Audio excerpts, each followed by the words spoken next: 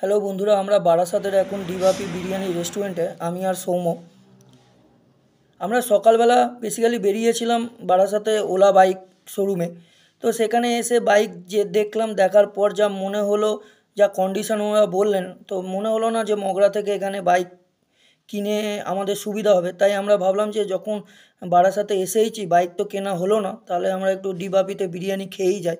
তো ডিবাপিতে যখন পৌঁছাই তখন ডিবাপি রেস্টুরেন্টটা বিরিয়ানি দেওয়া চালু হয়নি।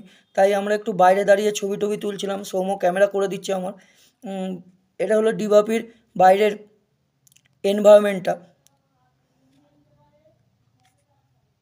ডিবাপির লোগো। ওনারাও স্টাফগুলো একটু ঘুরে টুরে বেরোচ্ছিলো তখন, কারণ তখনও পর্যন্ত অর্ডার নেওয়া চালু হয়নি, তাই ওনারাও একটু ঘুরে টুরে বেড়াচ্ছিলো। তারপর আমরা ডিবাপির ভেতরে গেলাম।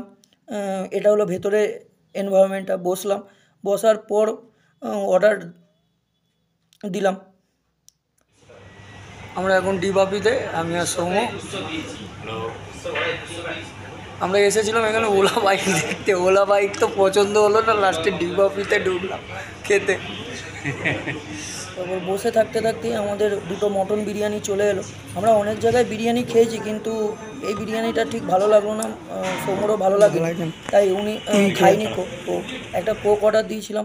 তারপর বেরিয়ে রাস্তায় আমরা বারাসাত রোডটায় দাঁড়িয়ে আছি। তারপর আস্তে আস্তে দেখলাম একটা মৌসুমি লেবু রাস্তায় ঢেলে শর্ট আউট করছে। দূর থেকে আসছি, মগরা থেকে আসছি, তো মৌসুমি লেবু সস্তায় পাওয়া যাবে, তাই দাঁড়িয়ে পড়লাম।